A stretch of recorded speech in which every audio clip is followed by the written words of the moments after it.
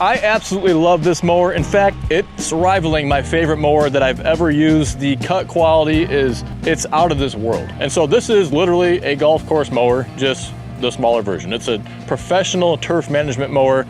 I would put this against any finish mower, whether that's a zero turn, whether that's from Land Pride or from Frontier or whatever brand you want. The cut quality is that good.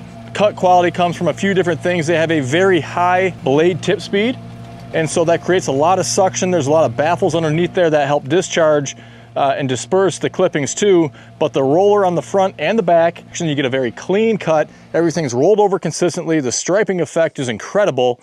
Adjust this really easy at the four corners. You just loosen up 4 bolts and then turn the screw one way or the other to raise or lower the rollers. So this rides on the rollers, and you just raise or lower those rollers basically to control the cut height. One more thing about the rollers, it's a very cool dual bearing system inside the roller. One, as it rolls forward to keep that function going on smoothly, but the secondary bearing is to take the side load. So as you're turning, obviously you're turning, going around corners or borders or whatever it might be, and that secondary bearing is there to take on the force, whatever the pressure, the force, whatever it is, getting exerted on it when you are turning sides. So again, this is not a mower for everybody, but for those that want just the top tier, high quality finish that you can get, this mower is going to do it. You can tell me any other brand of mower out there. You can talk about the Exmark and Skaggs and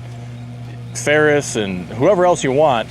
It's just not going to come close on a rotary mower. You'd have to go to a real mower, in my opinion, to get this kind of cut quality.